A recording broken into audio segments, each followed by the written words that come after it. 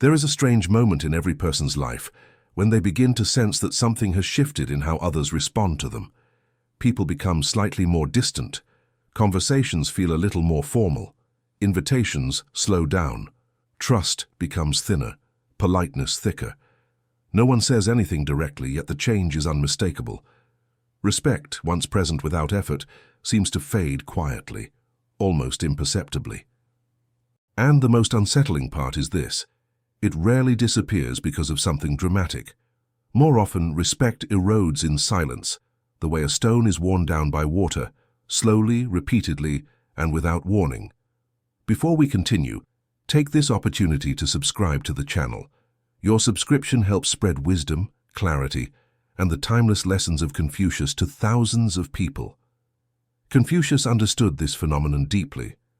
He saw that most people do not lose respect because of a major betrayal, a huge mistake, or a single unforgivable act. They lose respect because of small, consistent misalignments, subtle cracks in their character that others notice long before they do. Confucius often said, "A person is tested in the smallest things, and it is exactly in those smallest things that respect quietly either strengthens or collapses." Modern people assume that respect is built through achievement, intelligence, assertiveness, or confidence. But Confucius taught something radically different. Respect is not earned by talent. It is earned by reliability of character. People respect someone not because they are impressive, but because they are consistent. Not because they are admired, but because they are trusted. Not because they are loud, but because they are aligned. The slow loss of respect begins the moment a person's words and actions drift out of alignment. Not in a dramatic way, but in subtle ways. Promises made but not kept. Small excuses repeated too often. Emotional reactions slightly sharper than they should be. A tone used carelessly. Responsibilities handled carelessly. Intentions claimed but not followed by action. These errors seem insignificant to the person committing them, but to others they form a pattern. And patterns are what people trust in or withdraw from. This is why Confucius placed so much emphasis on shin, sincerity, trustworthiness, integrity in one's speech. He taught that the moment a person's word becomes unreliable, their presence becomes weaker. People begin to interact with them differently, not out of anger, but out of caution. Respect is replaced by hesitation. Admiration becomes evaluation. The warm human connection becomes a measured politeness. What makes this erosion so dangerous is that the person losing respect almost never notices it happening. To themselves, they feel the same, but to others, the subtle fractures grow visible. Confucius believed this disconnect is what blinds most people. They assume intention matters more than consistency. They assume their good nature compensates for their small shortcomings. But in Confucian wisdom, the small shortcomings are the truth of the character. Respect is not lost in explosions. It is lost in the accumulation of quiet, unexamined moments. Confucius believed that respect is not an emotion others feel toward you. It is a judgment others make about the stability of your character. And stability is revealed not when you are calm, confident, or comfortable, but in your moments of stress, impatience, and conflict. That is where people watch you most closely. Not consciously, but instinctively. Because human beings don't evaluate others through their achievements, they evaluate through patterns, and the patterns that define respect are almost always subtle. The first way a person loses respect without realizing it is through small inconsistencies in behavior. These inconsistencies are not dramatic enough to confront, but they are noticeable enough to register. A person says they value honesty, but avoids difficult truths. They speak about discipline, yet indulge in laziness when it benefits them. They preach loyalty, but practice convenience. Confucius warned that nothing weakens respect more quickly than contradiction between one's words and one's actions. People forgive mistakes, but they do not overlook hypocrisy. Not because they are harsh, but because inconsistency erodes trust at an instinctive level. The second way people lose respect quietly is through impatience. Not loud impatience, not anger, but subtle impatience. The sigh, the dismissive tone, the inability to listen fully. Confucius taught that the superior person listens more than he speaks, observes more than he reacts, considers more than he judges. But when someone constantly interrupts conversations, rushes explanations, or dismisses the feelings of others, they silently send a message. My time matters more than yours. And nothing drains respect faster than the sense that someone sees themselves as above others. The third source of lost respect is emotional unpredictability. Confucius believed that the noble person is like steady water, calm, clear, and consistent. But many people allow moods to determine their treatment of others. One day they are warm, the next cold. One day attentive, the next distant. People may not complain, but they begin to step carefully. They stop sharing openly. They trust less. Because respect depends on reliability, and reliability depends on emotional steadiness. The fourth quiet destroyer of respect is the inability to accept responsibility. Confucius taught that a person who blames circumstances, others, or chance reveals fragility, not strength. People respect those who can say, "This was my mistake," or without excuses.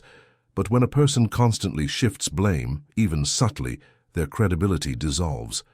Not all at once, but piece by piece, until nothing remains but polite tolerance. And the fifth, perhaps most subtle destroyer of respect, is the small erosion of self-respect. Confucius believed that others treat you as you treat yourself. When a person tolerates too much disrespect, gives themselves too little discipline, or lives too far below their potential, others sense it. They feel the drop in dignity, even if it is never spoken. And once a person stops respecting themselves, others cannot maintain respect for them indefinitely. All of these patterns happen quietly, slowly, almost invisibly. And because they are subtle, the person living them remains unaware, while everyone else adjusts their perception accordingly.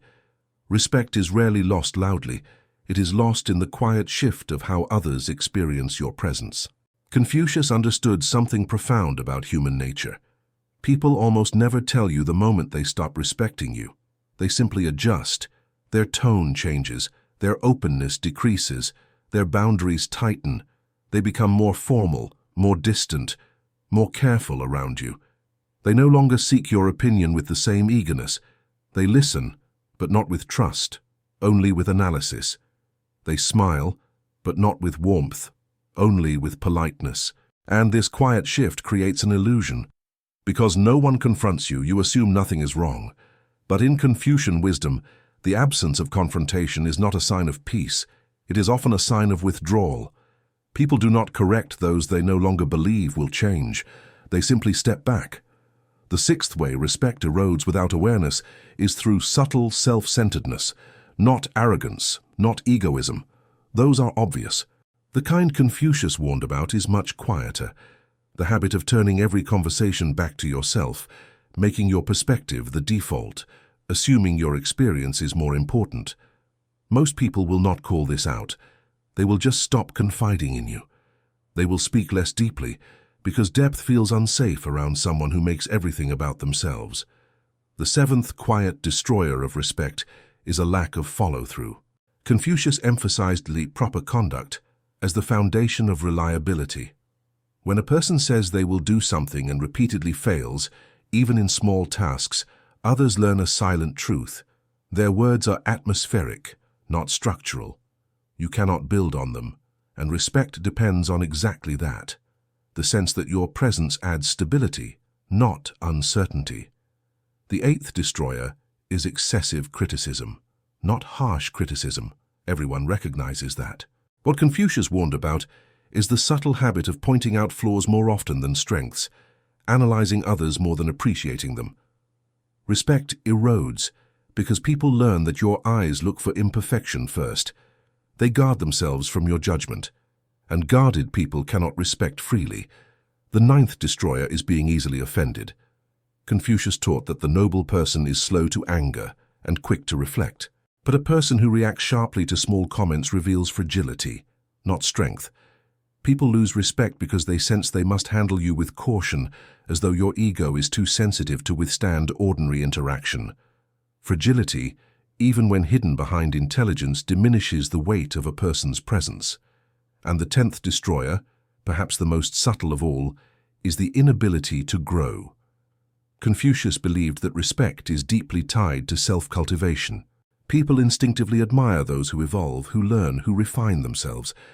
But when someone remains the same year after year, same habits, same excuses, same reactions, respect slowly dissolves. Not because others judge them harshly, but because stagnation contradicts the natural rhythm of human development. What all these destroyers share is one truth: you do not lose respect because others become harsh. You lose respect because they become realistic. They stop idealizing you. They stop expecting growth from you. They stop seeing you as someone to look upward to. They simply accept you as you are, without the admiration you never realized you lost. Confucius believed this shift is one of the most important signals in a person's life, because it reveals the disconnect between how you see yourself and how others experience you. And until that gap is closed, respect cannot return. One of the most painful truths Confucius taught is that respect leaves long before you notice its absence.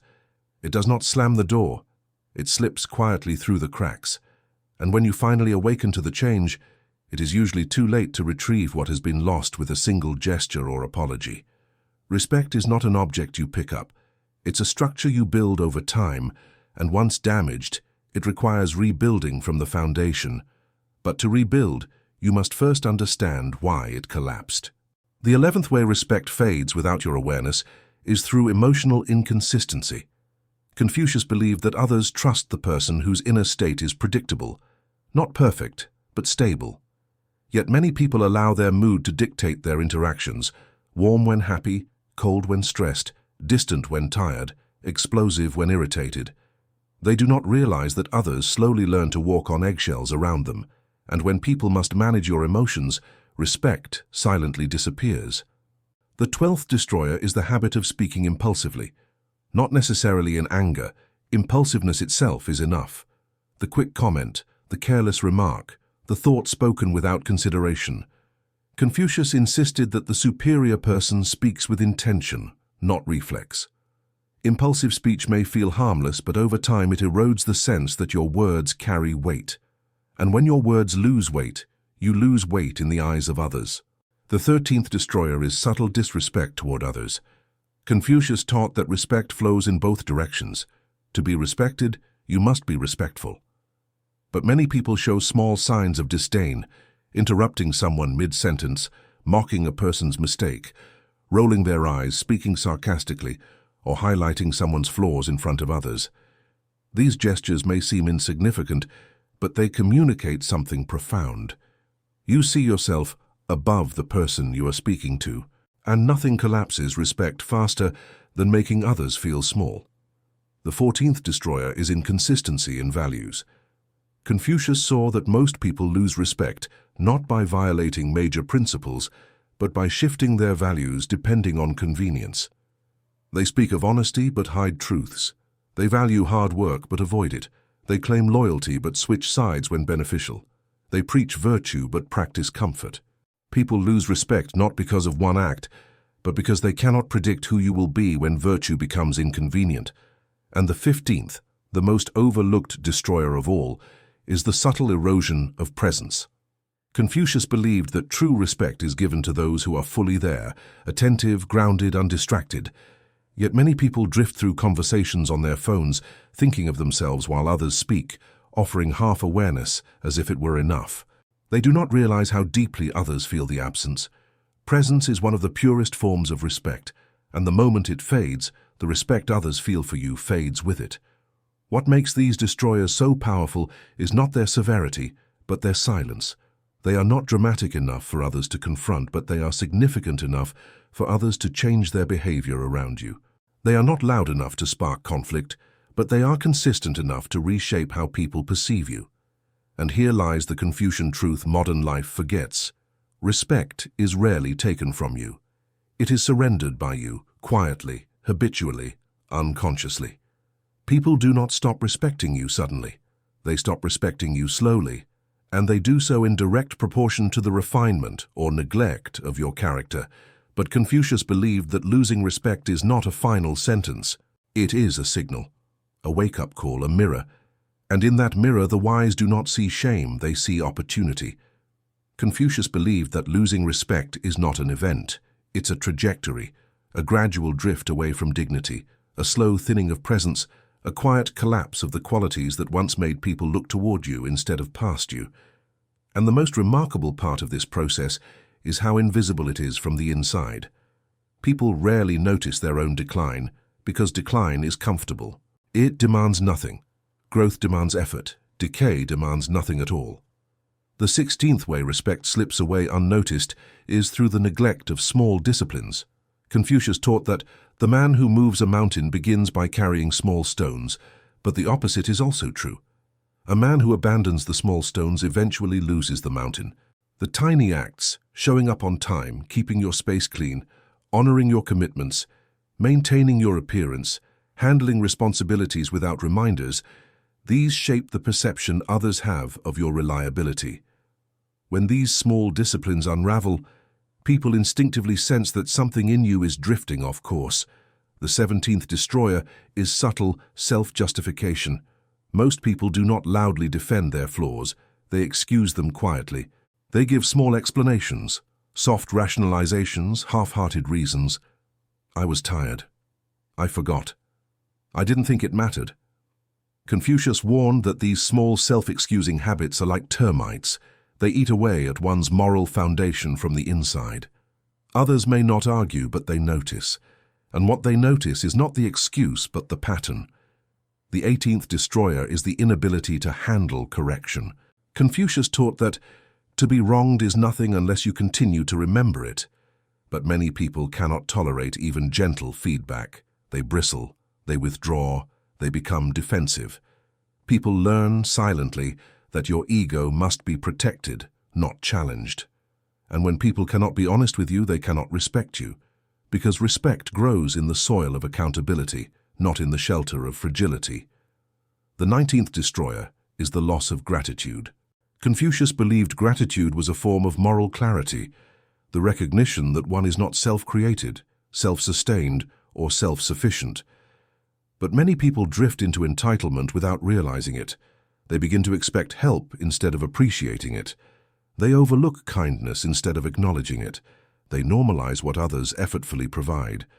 Respect dissolves because gratitude is the sound of a humble heart, and humility is the language of dignity. And the 20th destroyer, one of the most heartbreaking, is the slow dimming of purpose.